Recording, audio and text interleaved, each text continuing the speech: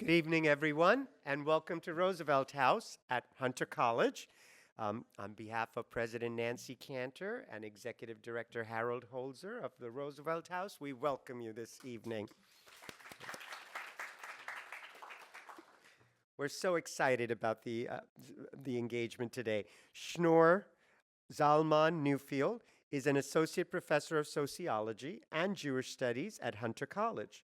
He received his PhD in sociology from New York University with a focus on cultural sociology and the study of identity, narrative, and resocialization. He holds an MA from NYU in sociology and a BA from Brooklyn College, CUNY, in psychology. Prior to arriving at Hunter, he was an assistant professor at the Borough of Manhattan Community College. Before joining CUNY, he taught sociology courses for 2 years in 6 New Jersey state prisons through Rutgers University Newark's New Jersey Scholarship and Transformative Education in Prisons NJ STEP program that Nancy was instrumental in working on. Dr. Newfield's research focuses on the process individuals undergo when making major life transitions. His academic book, Degrees of Separation, Identity Formation While Leaving Ultra-Orthodox Judaism, was published by Temple University Press in 2020, and it explores the lives of a group of men and women who were raised in ultra-Orthodox Jewish communities and decided to leave that way of life, a process he personally underwent. I'm sure you've heard him speak before about that book right here. We're living through a painful time in American history that is witnessing a rise in various forms of bigotry, hate, and violence, including a rise in anti-Semitism. At this time, universities must play an important role as bastions of critical thinking and forums to promote nuanced analysis and evaluation of information, instead of the unthinking acceptance of stereotypical caricatures and biased narratives of marginalized others so prevalent in our culture. It is for this very reason that President Cantor, Nancy, and I embarked 2 years ago on a series of workshops and events labeled Pluralism, because we really wanted to promote civil discourse and intellectual dialogue. And we think we've lost some of that in these times, where people are unwilling to be in the same room and talk to each other and learn from each other. And we think that this is the way for an educational institution like Hunter to move the conversation forward. So events like the one tonight are exactly what fits in within the value system of Hunter College and what we're hoping to achieve through this conversations. It is because of this significant task of universities that I'm so pleased that Roosevelt House is hosting tonight's discussion regarding Zalman Newfield's new memoir, Brooklyn Odyssey. In his memoir and in his teaching at Hunter, and he is a very popular professor, Zalman rejects overly simplistic caricatures of the ultra-Orthodox Hasidic community in which he was raised. Instead, he encourages his readers and students to engage in the intellectually rigorous and morally elevating task of exploring the Hasidic community honestly with an open mind, always searching for nuance and points of connection across religions, ethnicities, identities, and cultures. Everyone, please welcome Dr. Zalman Newfield.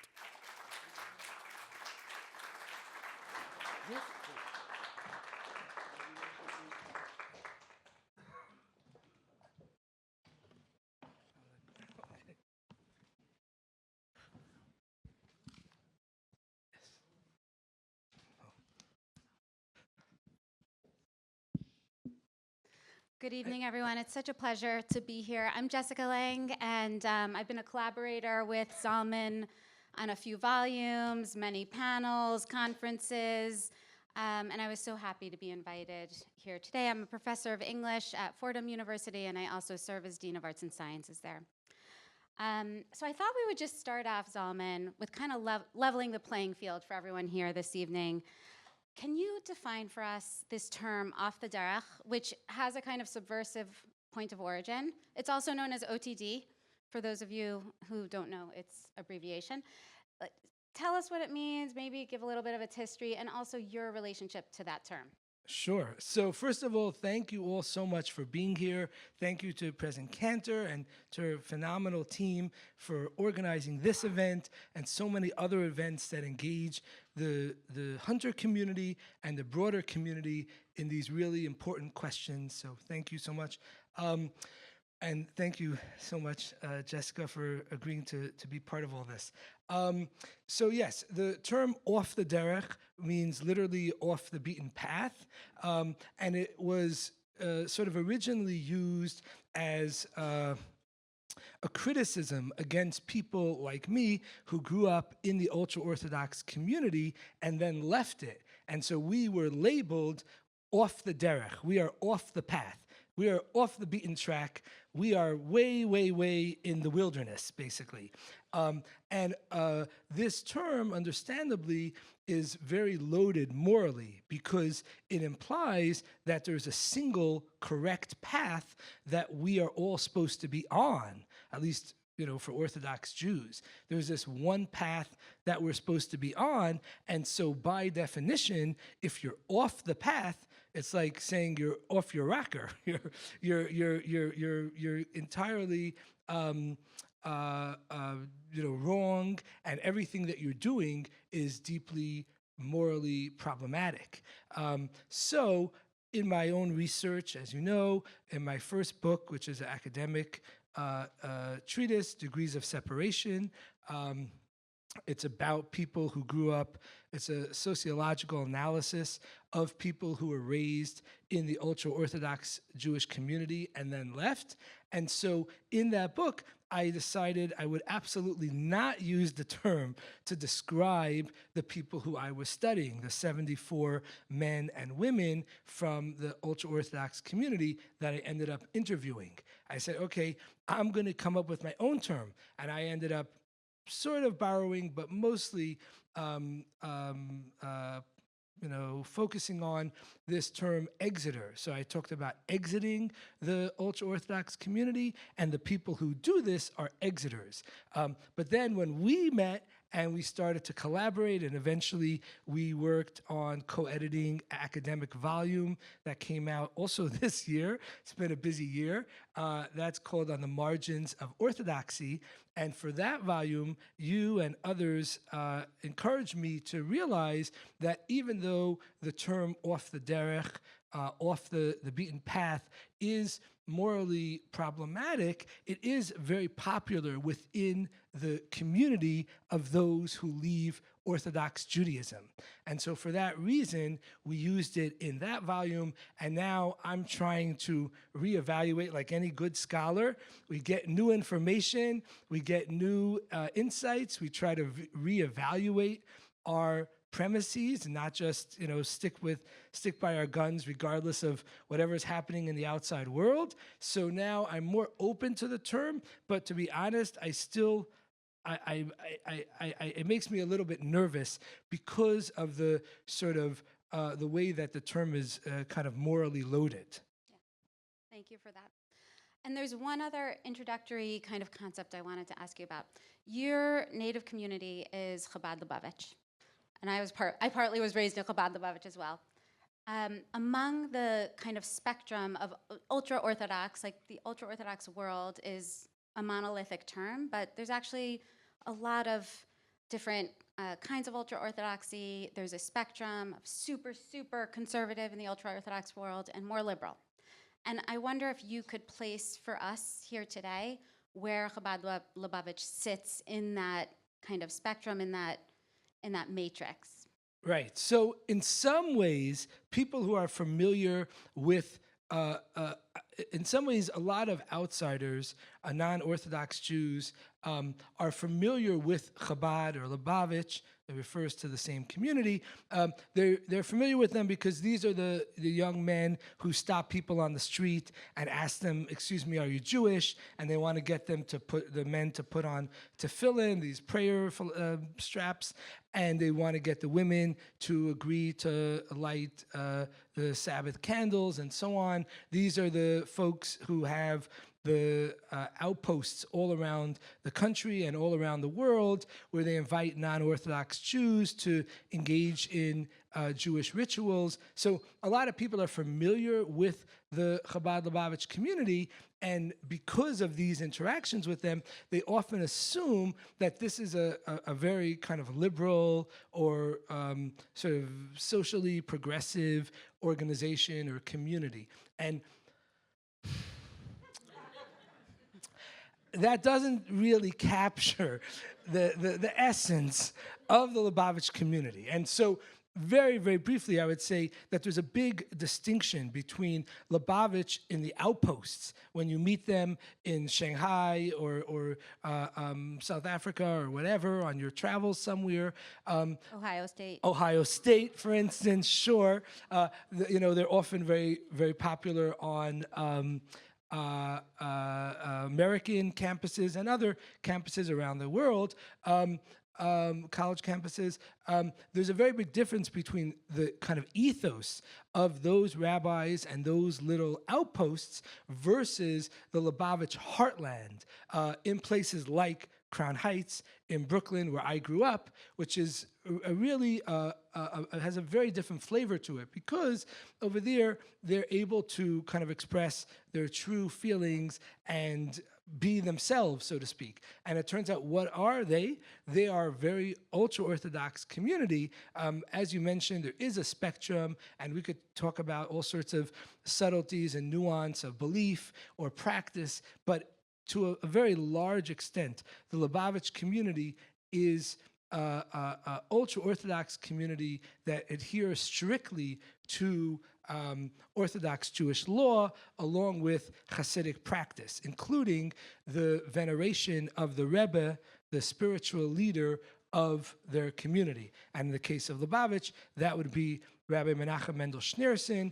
Again, you may be familiar if you walk on any block of Manhattan or New York or the tri-state area, and you see plastered up on the traffic signs a picture of an old man with a long white beard wearing a fedora, and he's waving, and it says something like, "The Messiah is here." That's the person we're talking about. Good. I'm gonna return to kind of the special place that Lubavitch holds in ultra-Orthodoxy in some of my questions. But I wanted to ask, as my first kind of introductory question, for you to essentially link your two big publications. You mentioned your book, Degrees of Separation, which makes the argument very persuasively.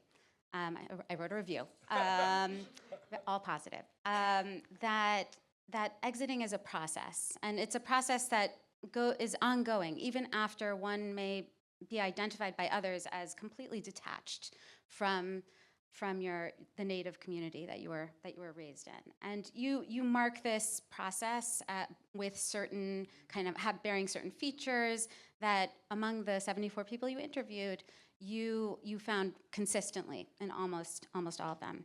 And in your beautiful book, Brooklyn Odyssey, and please look at this gorgeous volume. Congratulations.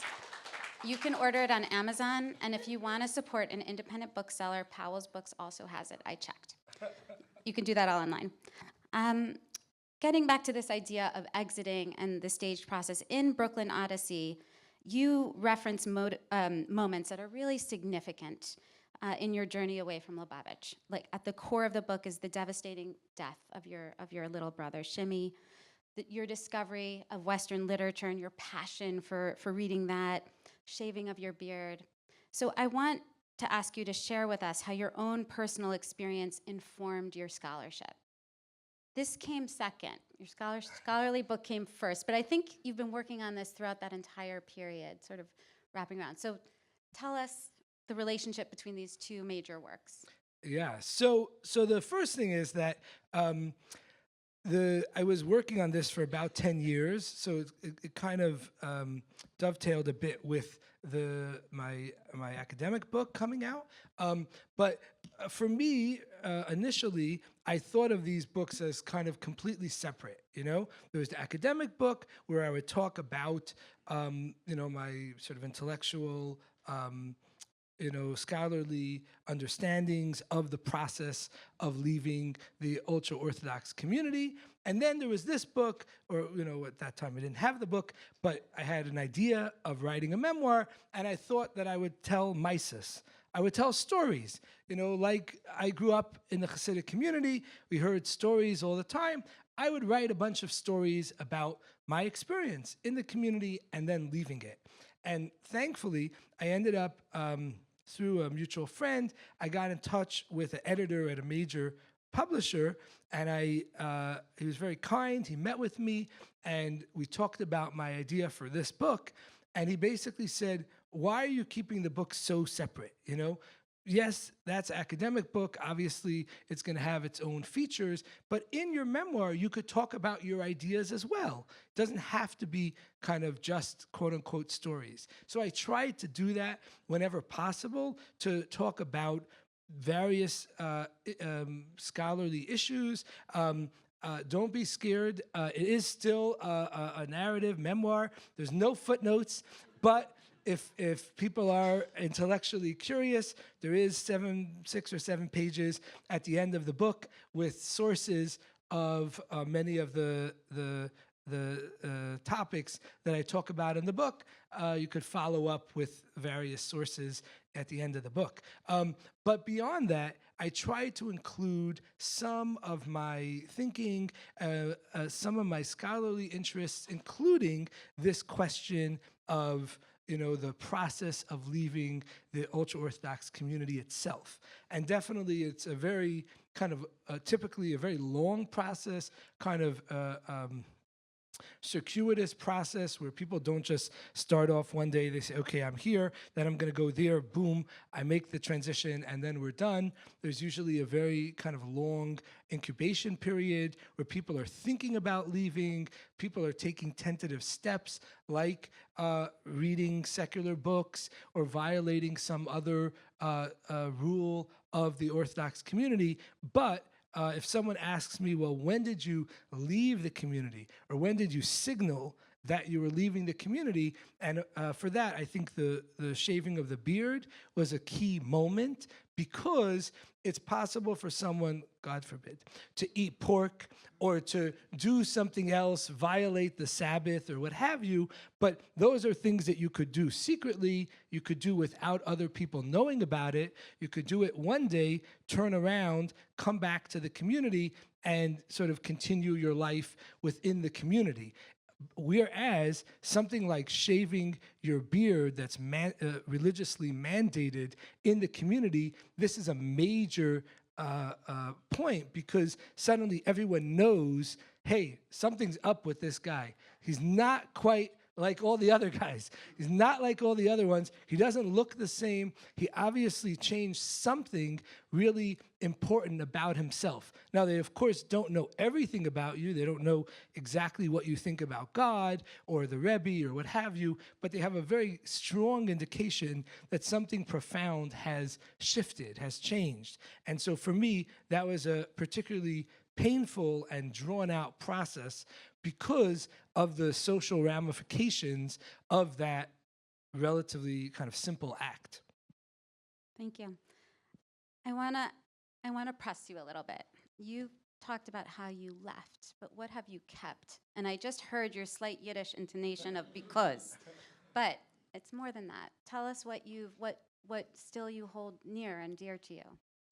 A lot. I think that not to be one of those academics always quoting their own book, but my first book really argues that people who leave the Hasidic community retain role residuals, to use Robert Merton's famous term. They retain aspects of their identity from their earlier, period in the later period in their life. And I am no exception to this rule. You could hear it maybe in my pronunciation of Yiddish or Hebrew, but also on a really kind of profound level, there's a tremendous love that I have for what we call Yiddishkeit, Judaism. that was fostered in me when I was very young. And I'm really glad that even though I left the community, even though I obviously have profound disagreements with the community, philosophical disagreements, ideological disagreements, theological disagreements, and what have you, but I still have a tremendous love for Judaism, for the Jewish tradition, for Jewish rituals, and I've worked very hard with my wife to pass on those traditions to our children and to create an atmosphere that was rich with these Jewish traditions, while at the same time honoring and celebrating the kind of critical inquiry and intellectual openness that was so important in my own personal journey. Thank you. I wanted to say that the first time when we met, you were just Zalman. I didn't realize you were Schneur Zalman. And that was so special for me because one of my roles when I was growing up in Lubavitch was I was the babysitter for very large groups of children in one family, and there was always a Schneur Zalman. Can you just talk, you don't talk about this in your memoir, but can you talk a little bit about being Schneur Zalman and the historical kind of resonance of that name? Sure. So the reason that there's always a Schneur Zalman is because Hasidic families often name their Hasidic parents often name their children after the male children after the Rebbes, the spiritual leaders of the Lubavitch community, and their daughters after the Rebbetzins, the wives of the Rebbes in the Lubavitch Hasidic community. So the founder of the Lubavitch community is person named Rabbi Schneur Zalman of Liadi, and I was named after the founder because I was born around the time of his the anniversary of his passing in the early 1800s. So yes, it's very common for Lubavitch families to have a Schneur Zalman. Growing up in yeshiva and the religious schools I attended, every class had 5 or 10 kids named Zalman. So people would specialize. Some people were named Schneur, Schneeri, Schneur Zalman, Zalman, Zalmi. Some people went even farther afield, so that was definitely a part of my upbringing. But the truth is that as I was leaving the community and really focused on trying to, find my footing in the outside world, I was really bothered that my name was Zalman. Not just that I had a Jewish name, if my name was David or something, but that it was such a Lubavitch name. So if anyone knew anything about kind of Jewish names and Jewish communities, as soon as they met me, before I opened my mouth, they'd be like, oh, that guy's a Lubavitcher.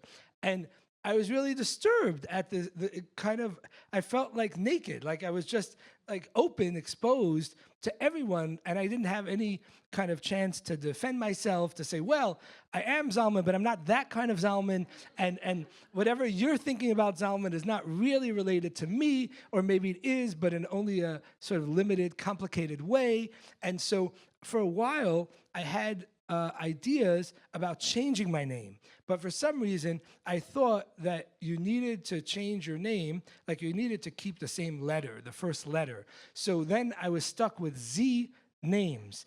And if any of you grew up in the 80s or are familiar with 1980s TV culture, there was a very popular show called Saved by the Bell.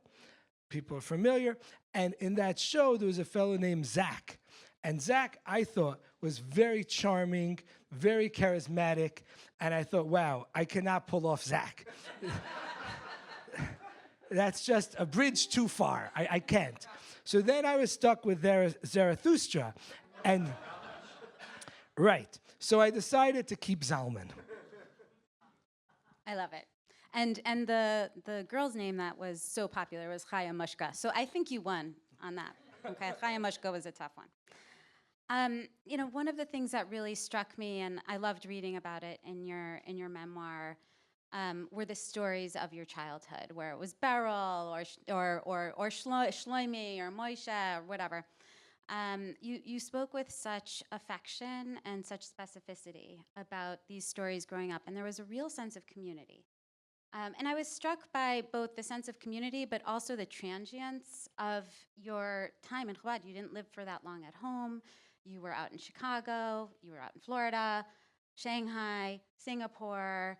You did a trip to Africa. Like, you were kind of all over the place. And so I wanted to ask you to reflect on this notion of community. I mean, you were just talking about Yiddishkeit in your opening remarks. And your community was like all constantly shifting. And Lubavitch is known for having these outposts and for building community, but it also feels to me very short-lived. So can you talk about like how you interfaced with these kind of temporary communities and where you identified home, how you identified home?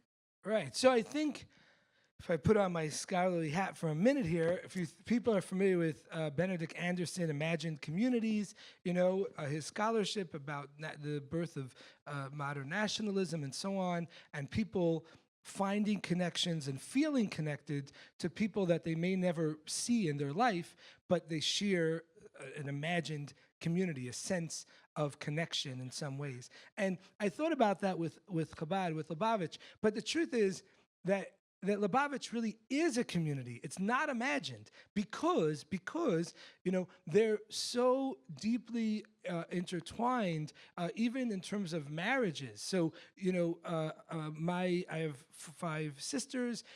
One of them is married to a gentleman who grew up. They're all married to people who were raised in the Lubavitch community. One of them was raised in Montreal, in Canada. Another one was raised in England. Two of the others were from Crown Heights, but homegrown. But the point is that it's not uncommon for people to have international families, like people just within their own family. Someone could come from Israel, someone could come from France, someone could come from South Africa. This is very, very common. And so now I'm on family WhatsApp, for better or worse. But anytime someone's married, for the highs and the lows, the joys and the sorrows, anytime someone gets married, anytime someone passes away, Lubavitch or anywhere in the world, my phone blows up. Oh, do you know this person? Oh, I think that person's cousin, blah, blah, blah, blah. Like, they know each other. There's a tremendous amount, if you think about, we call like social capital, the kind of information that people in the Lubavitch community have about others in the Lubavitch community. This is not imagined. This is not like, oh, they feel a sense of connection. They are literally married to each other. They're relatives. So there is a strong sense, but it's true. Lubavitch is an interesting kind of institution because, of course, it started in Russia in the late 1700s, and then in the 1930s, the 6th Lubavitcher Rebbe moved to America, and then his son-in-law, who became the 7th Lubavitcher Rebbe, moved to America, and so America and New York in particular became sort of the locus for the community, but it has a very international quality to it. There are established, not just the outposts, like individual rabbis with their wives on a college campus somewhere in America or throughout the world, but there are established Lubavitch communities throughout America, in Europe, in Israel, and elsewhere. So and my own experience with attending Lubavitch yeshivas is a testament to that. So it's very common especially for young men, to go kind of yeshiva hopping. You go to one yeshiva, then you go to another. It's not because I was kicked out of yeshivas or something. This is just a popular thing to do. You get to see other places, whatever. So yes, when I thought about writing the memoir, it was important for me to ground it. I thought that it was important to convey the sense of solidity within the community. So even though I was attending these yeshivas around the world, and then I spent a year in Singapore doing Lubavitch outreach activities, but I always thought of myself as a Brooklyn boy. That's really where I was. This became a flashpoint years later when I got married to my Jersey girl wife, and she said, "Oh, let's move to New Jersey." And I was like, why? no offense, if I don't mean to ruffle any feathers here, but it seemed obvious to me if we were in the New York metropolitan area, we would live in New York, preferably Brooklyn. But alas, I didn't win that battle. We do reside in Hoboken, New Jersey, but I think of myself very much as a New Yorker, as a Brooklynite, and so I tried in the first chapter to really sort of ground my story and my sense of community, not just in Lubavitch, but in Brooklyn itself. Thank you. You talk about this really dense network of family relations and in-laws, and I wanted to ask you how your decision to become secular impacted your family's standing within the community. Just so people are aware that this can vary family to family and certainly sect to sect, but often decisions to go off the derech have implications for example, marriage prospects of your sisters, or have implications for how the family is regarded within the community. You're dropped down a notch or two. So can you talk about that? Because like in Lubavitch, I think it's a little different from in, like, say, Satmar. Right. So definitely I was aware of this dynamic. At the same time, as I mentioned in my academic work, it's very common these days to have at least one family member in the Lubavitch community end up leaving the community. And I've heard within Lubavitch, they often, speaking about this phenomenon, often refer to a biblical verse that talks about what happened when the Jews were leaving, ancient Israelites were leaving Egypt on their way to the Promised Land, and there was the curse, the plague of the death of the firstborn, and the Bible recounts, Ein bayis she'ein lo meis, that there was no house that didn't have a corpse, that every house had, their firstborn died. And so I heard within Lubavitch, people use this line to refer to people who were off the derech, people who left the Lubavitch community, saying there's no house without a corpse, meaning every family has at least one person who left. Obviously, again, this sort of morally, loaded to associate a corpse, a dead person, with a very living person who's just no longer Orthodox. Okay, but the point is, it was very prevalent. So I, maybe as my own kind of defense mechanism, maybe my own rational thinking, I said, well, this won't affect, my leaving won't affect my sister's marriage prospects, because this is such a common thing that people leave the Lubavitch community. And so I guess maybe I was a little too cocky. And so one day I mentioned this to my mother. And I said, what do you want from me? I'm not hurting my siblings, people leaving, this is very common, blah, blah, blah. And my mother snorted, and she's like, are you kidding me? This absolutely is hurting them. And when I speak to shadchanim, to matchmakers who are trying to set up your sisters with someone, and it comes to the topic of, so what do your sons do? You have sons? Oh, they're not Lubavitch? Oh, they're not Orthodox? Oh, okay. And you could see that the matchmaker is already kind of recalibrating what matches might be appropriate for my sisters. And like you said, kind of giving us making a strike against my family because of my religious status. So yes, I think that is an issue even in the Lubavitch community. Obviously, again, you could say this is self-serving, but I feel like people should be judged when it comes to marriage on their own merits, not on what their brother or sister-in-law happens to be doing. But yes, it does seem to have impact even in the Lubavitch kind of dating market.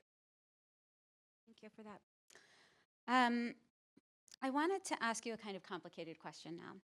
At the center of your memoir is this very moving story of the illness and death of your little brother, 11 years old, Shimi. And I thought I'd just read a short little passage so you can all hear just the power of Zalman's words. At the time, I did not realize the impact of Shimi's death on my own faith. At the time, I did not associate his passing with any general rejection of belief in God. I was angry at God because I believed he existed and loved us and took care of us. It would make no sense to be angry at an entity that doesn't exist or one that is unable or unwilling to protect us. Only years later would I realize how much Shimmy's death undercut my general belief in God's very existence. First of all, I just have to say I've known you a long time and I never knew this story. And I was just really, really, it just brought tears to my eyes. So, there's this story about Shimmy's death, but your other forms of kind of departure from Lubavitch are really joyful. Like, you read with such gusto and passion. And by the way, the first novel that Zalman reads is Call of the Wild. How perfect is that? How perfect is it? And you first hear Bon Jovi's "It's My Life," and you're like, "It is my life," And I wonder if you can take for us, like, help us understand these radically different experiences, this profound tragedy, and then these experiences of joy and adventure, and how you integrated them all into this momentous decision, gradual, but still, when you package it all together, momentous decision. Yeah, so definitely, just to step back for a second, there is a kind of trope about people like me, people who grew up in the ultra Orthodox community and left, and it goes something like this. Well, all the people, of course, the living the ultra Orthodox lifestyle is the most superior, most elevated way of being. So obviously, there's something wrong with anyone who chooses to leave. And why is it that they choose to leave? Oh, these people had very tragic lives. They had very sad lives. So Nebuch, what could you do? Unfortunate. They had such sad lives. So of course, they ended up leaving the community. And so I wouldn't say that I sort of intentionally wrote the book to push back or explode this, a myth, but definitely my lived experience very much contradicted this idea, because I think I had a very happy childhood.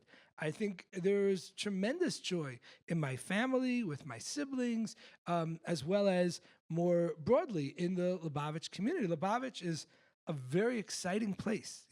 There's on a cosmic level, they believe they're working to usher in the messianic redemption.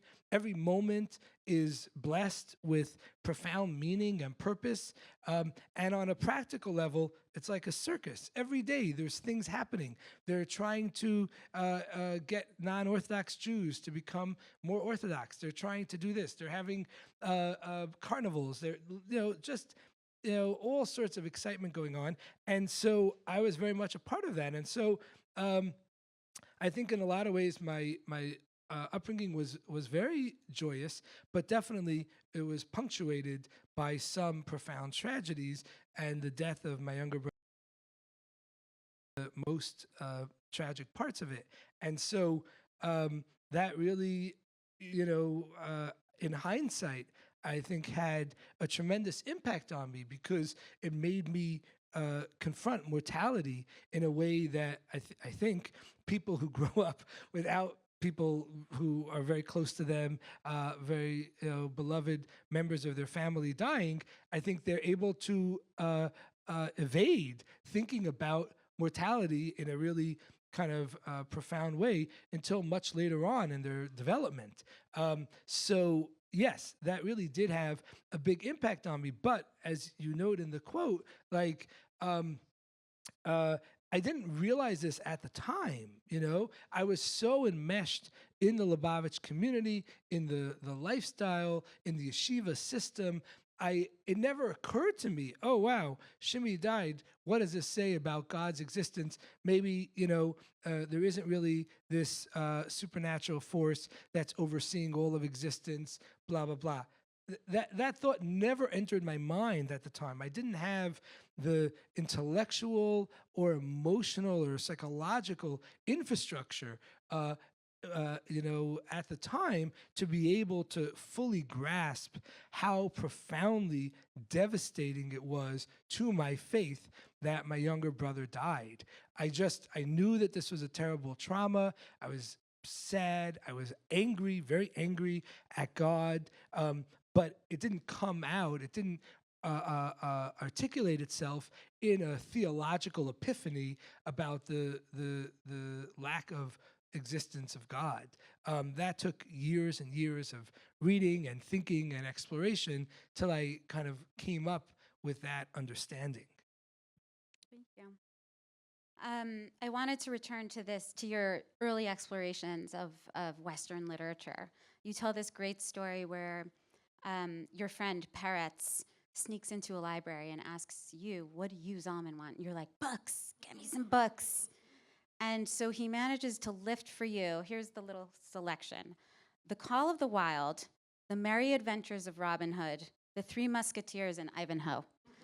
And I'm just like, what section of the library was he standing in? And like, in a way, though, they're kind of perfect, right? These are stories about loyalty. You had your few trusted friends who you shared with the fact that you were reading Western literature. It's about rebellion and standing up for your tightly held beliefs. It's about rejection of current societal dictates. So, like, go Peretz. He did well by you. You know, in your forays into Western literature, and you collect this huge library, which you seem to schlep around with you everywhere you go, boxes of books. And you write that, that you position these books as pulling you far, far away from your yeshiva education. You sneak out of class to go read in the bathroom. But there's something so orthodox about breaking the rules to go read in the bathroom. Can I just say, like, are you breaking away? Like, can you just talk about that a little bit? Like, you're rejecting yeshiva day school learning of Gemara and Chumash and the commentaries to go read. I just want to, it's not smoking, it's not going out with girls, it's to go read. Right. So this is a perfect example of what I kind of alluded to before about what I find the need to sort of reevaluate or reinterpret my own narrative, my own story, and kind of make it help myself continue to kind of make sense of it. So yes, for a long time, both when I was doing this and even for years afterwards, when I thought about these excursions and kind of secret schemes to read Goyish, quote unquote, non-Jewish books in yeshiva, I thought of them very much as going against the yeshiva, going against Orthodox Judaism, and so on. And of course, on a sort of base level, that was true. So much so that this was considered strictly forbidden, and you could get kicked out of yeshiva for even having these books, let alone reading them and cherishing them, So that's all true. At the same time, more recently, as I think about my attachment, nay, obsession with books, I think, well, does this have any relationship to the ultra-Orthodox community that I was raised in? I say, well, of course it does. The ultra-Orthodox community is obsessed with books. I mean, yeshivas, religious schools are packed with books. They spend morning till night reading the books, arguing about them, debating them. There's a tremendous love that people who study the Talmud, the kind of classic body of ancient rabbinic wisdom, there's a tremendous love that people have even for what they call the Tzuras Hadaf, the layout of the page of the Talmud, which is only a mere couple hundred years old. It was the Talmud is 1700 years old, what have you, and change. The page layout that we have, the Talmud, the main Talmud, is from Babylonia. It's called the Babylonian Talmud. It was developed in sort of modern-day Iraq, which was a major hub for Jewish people after the expulsion from Jerusalem. But the page that we have, the way it's typeset, the way it's set up, is only from Vilna, from Lithuania, a few hundred years ago. But anyway, people love this. They have tremendous affection for the way that the page is laid out. There's in the middle is the text of the Talmud itself. On the sides are various commentators explaining the text. So like, is it really possible that none of that love and devotion of books that is fostered in the ultra-Orthodox community has any relationship to the fact that I became obsessed with books?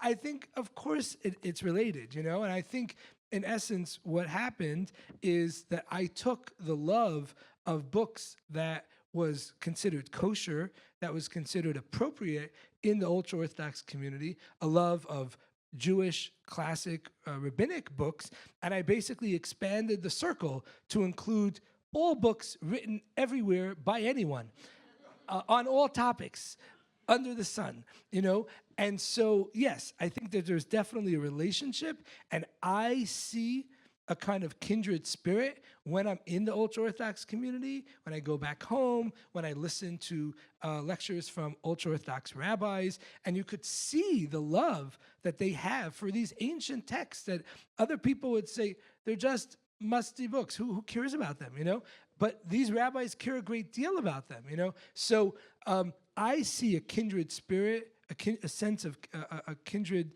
affection, but I think part of the tragedy and part of the trauma, maybe even, that comes through in my memoir is that the affection is not reciprocated by the ultra-Orthodox community. In other words, they don't say, oh, wow, this guy's obviously one of us. We love books, he loves books, we obviously have so much in common. Even if we're reading, the Talmud, he's reading Spinoza, he's reading Marx, he's reading Freud, whatever, we're obviously on the same path. They say, no, we're on the path, the right path, and he's in the wilderness. Yeah. Well, we know that books can be very transgressive.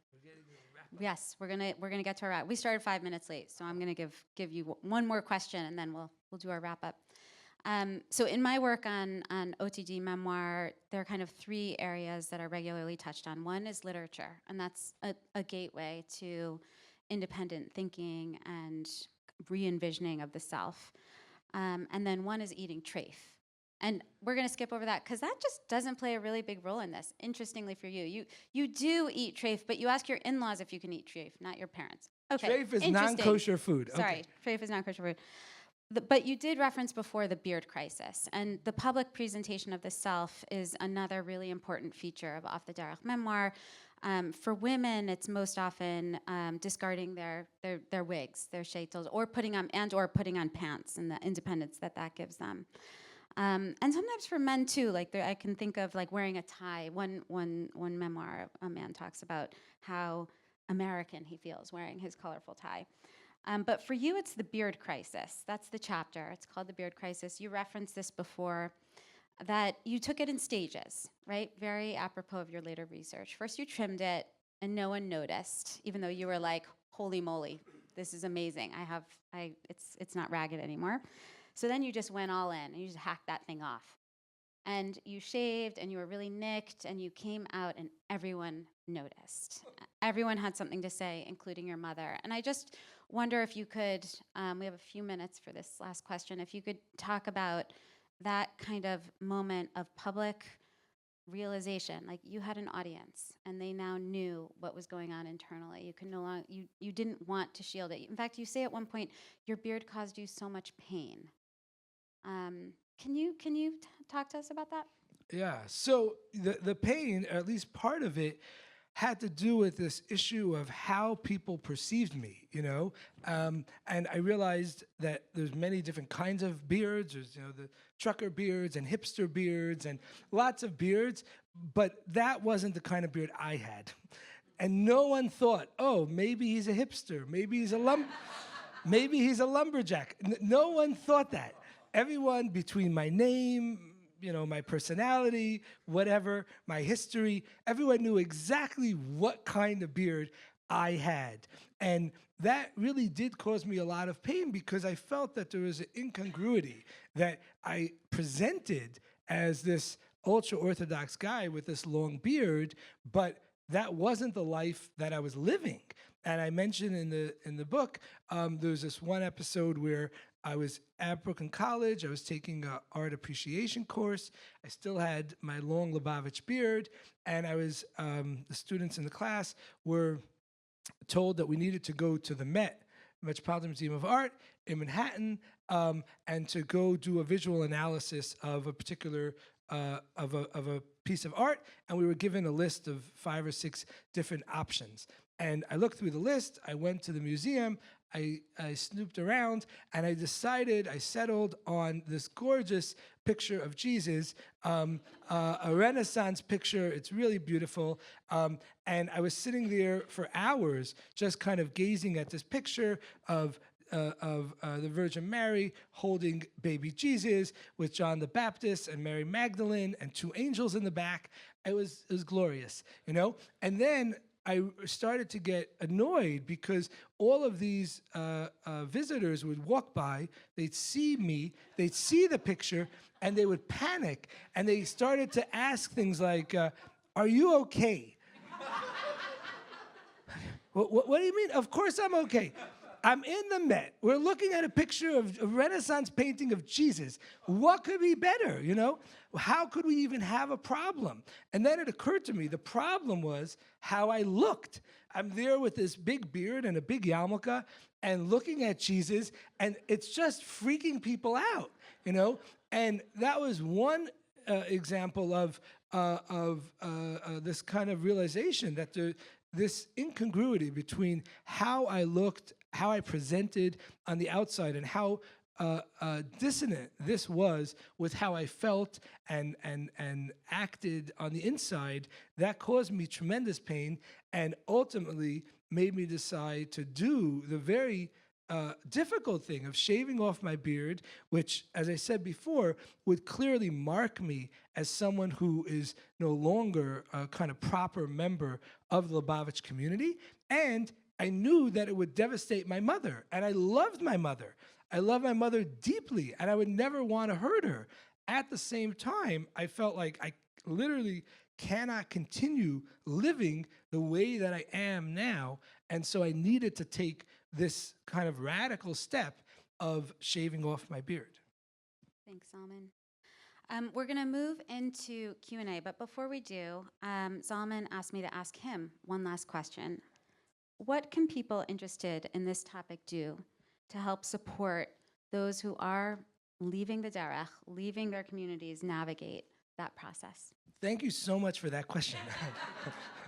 Because we've been doing a bunch of these talks, and people often ask me, oh, you know, I understand that this is a painful process and a disorienting process, and often when people leave, they don't have the resources that they need, and is there anything that we could do to help these people? We feel inspired to do something, and the answer is yes, you can help. Absolutely. There's a phenomenal organization called Footsteps, which was actually founded by Malki Schwartz, who I think is here. We're honored to have her. You could see her. Malki Schwartz is a phenomenal human being who grew up like I did, in the Lubavitch community and left. But she, in addition to leaving, she also founded this amazing organization that is headquartered in New York, but really tries to help people who grew up in the Orthodox Jewish community and are leaving anywhere in America. They provide a tremendous amount of resources related to housing, to mental health, to educational support, all kinds of things. And they do tremendous work. And anyone who's interested, if you just Google Footsteps, you'll find them. You could, of course, make a donation, which is tremendously helpful. But there's many, many other opportunities, including being a volunteer with the organization, You could learn all about it, but they're a phenomenal resource. And for many people who are making the painful transition from the ultra-Orthodox community to a more autonomous life outside of the community, they're literally a life source that helps sustain people. So please do go and check them out. Thank you so much, Zalman, for giving us this opportunity to gather. I see your first questioner. Hi, I'm Merle. I wanted to ask you, do you think the fact that you had non-religious family had a big influence, and in your research, did you find that it was easier or more likely for people to leave if they had non-religious family members? Because I believe it was your uncle that exposed you to a lot of the books, or you were aware that there were those books? Sure. Great question. So the answer is, I would say that having non-Orthodox relatives doesn't necessarily cause people to leave the ultra-Orthodox community. Even in my own family, so I have 8 siblings, only a few of us left. All of the 5 girls who had the same relatives, they remained very committed to the Lubavitch lifestyle. So I don't think it sort of necessarily causes people to leave, but I definitely think that once people decide to leave or are thinking about leaving, those relatives, those outsiders, could be a tremendous resource to provide, as my uncle Jeff and my family helped me connect with English workbook that helped me learn how to read English, and then later on helped me access a lot of books that I would otherwise not have had access to. So it could definitely be a big resource for people who are going through this process. Yeah. Wait for the mic. Yeah. At the beginning, you made it sound, I think, as if Lubavitch was one end, the right end of the bell curve. But for those of us who have a broader understanding of the Jewish community, it's the left end of the Hasidic bell curve. And I hate to do inside baseball, but to save time, what about the Satmars, who are the biggest Hasidic community, I think, in the world and certainly in the United States? Right. So that's absolutely true, that there are different Hasidic communities, and Satmar in a lot of important ways is more stringent than Lubavitch.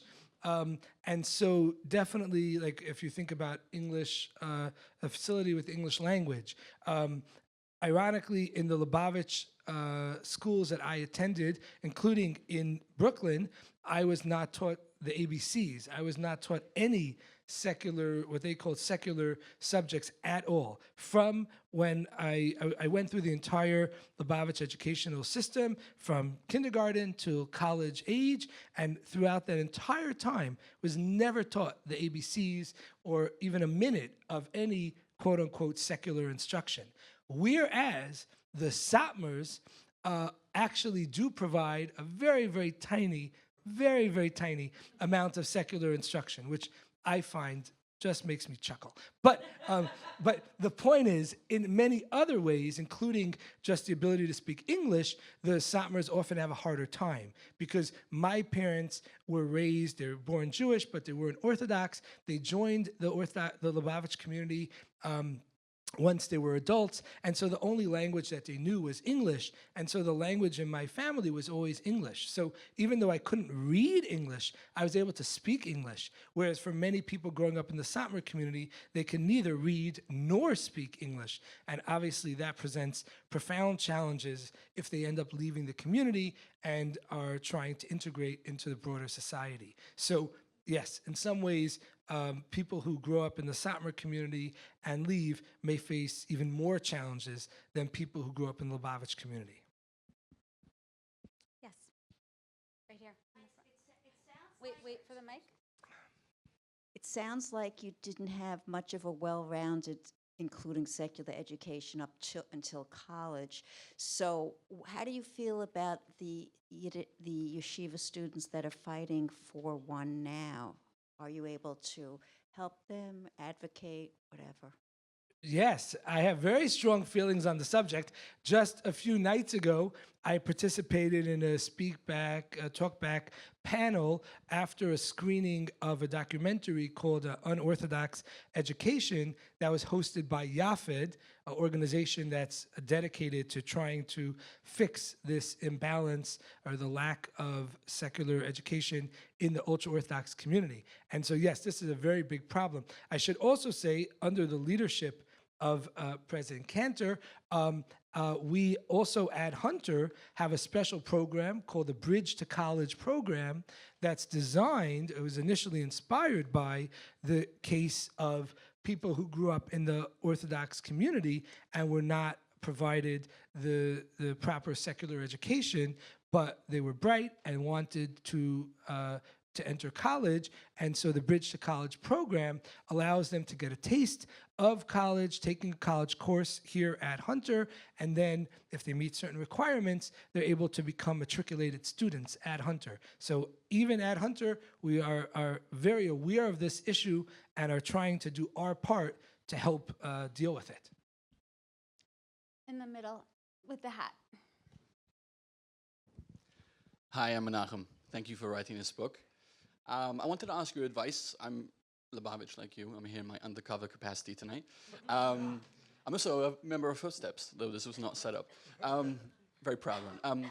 For those of the next generation who are on their way out of the community but see the educational system as completely daunting, how does one get over that mental barrier of, believing I can do it, I can get my high school degree, I can move on, I can get a degree?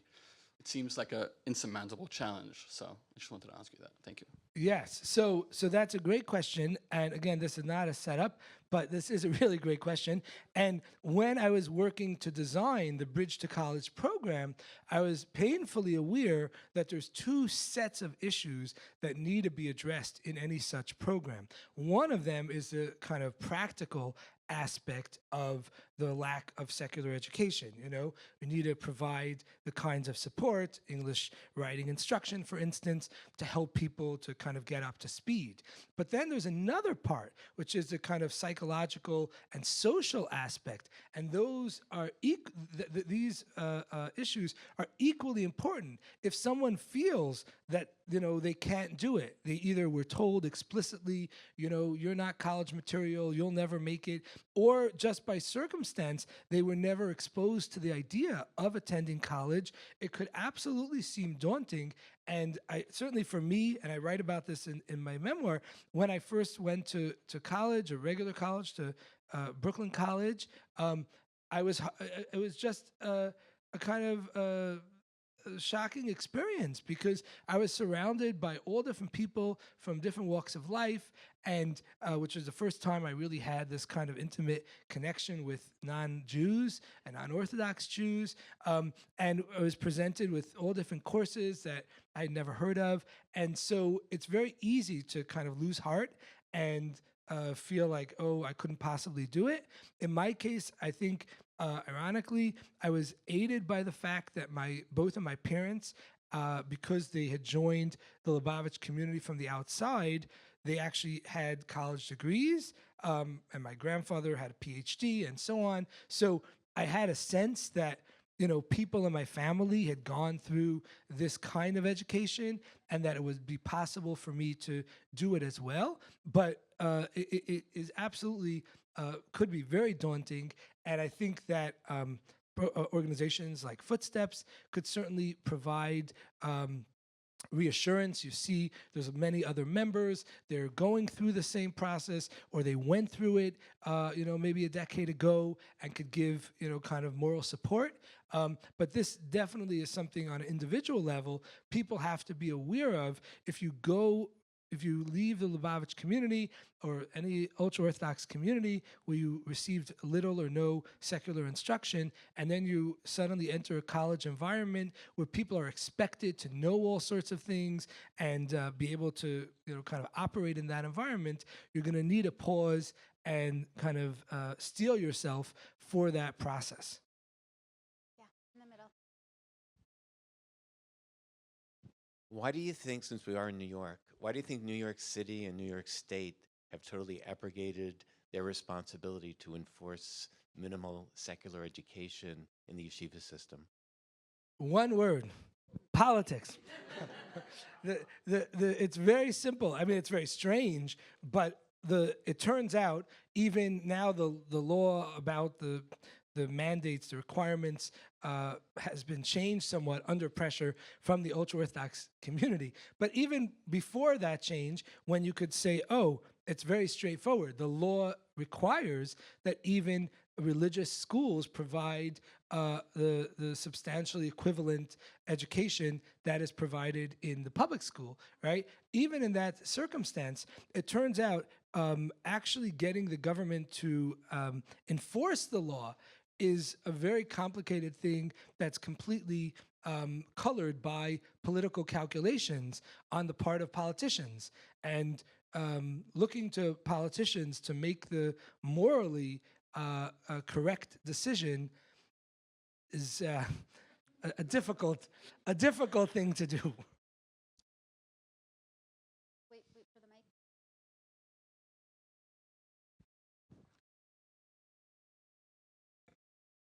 Hi. How do you feel the confidence of knowing that you're on your path and not the wrong path? You're taught there's one way, so how does one know that they're on the right path even though they were brought up that it's the wrong path? Right. Well, that's a great question. The short answer is that for me at least, part of this process was to become comfortable with uncertainty. That part of the psychology, if you will, of the ultra-Orthodox community is that they're 1,000% certain. They know exactly not only that God exists, but that God has sort of blessed exactly their lifestyle, the way that they're living it. This is exactly what God wants. And that's a tremendous amount of certainty. And in a way, that could be very psychologically a powerful thing, because people feel, oh, I know exactly what I'm doing. I know this is exactly the right thing.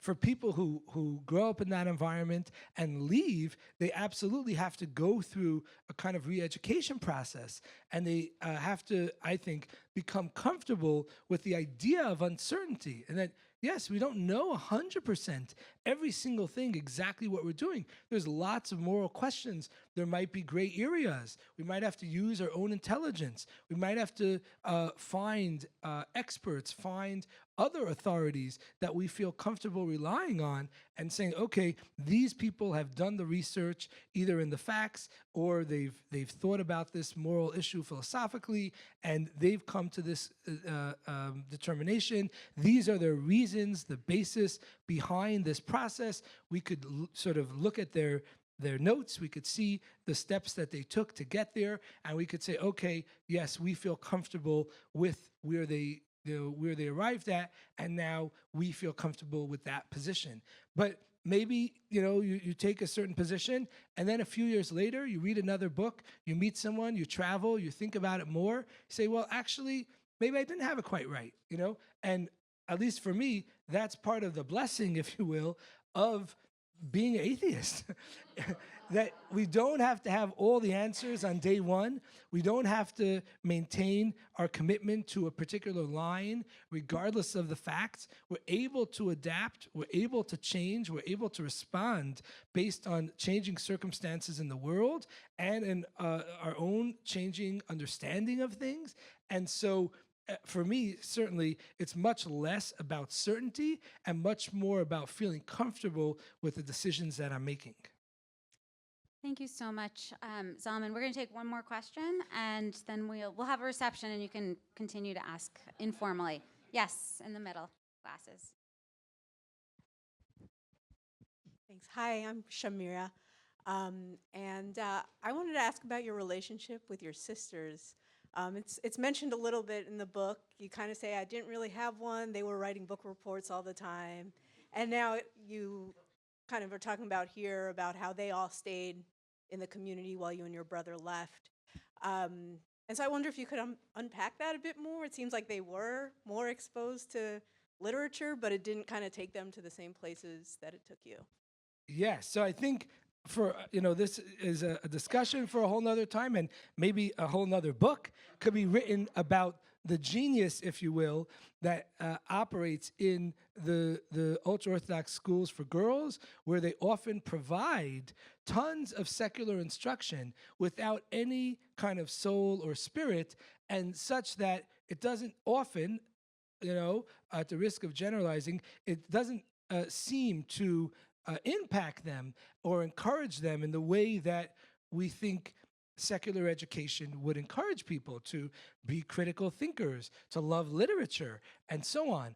And that it seems to me that they've kind of rigged it just so that they're able to have people read secular texts without asking any questions, as if they were like religious texts, and so I don't know. I think that's an interesting thing. But be it as it may, yes, I think it's an interesting issue about the relationship I have with my sisters. I have 5 sisters. I love them very, very dearly. At the same time, I think that our relationship, especially growing up and the early years as I was leaving the community, I think it was very much influenced by the gendered nature of the ultra-Orthodox community. And so boys are taught from a very young age a tremendous amount of Talmud and other kind of classic rabbinic teachings, where they're encouraged to engage in a certain kind of intellectual exchange. The girls are provided a very different kind of curriculum, and I think this kind of intellectual engagement is much less encouraged or developed.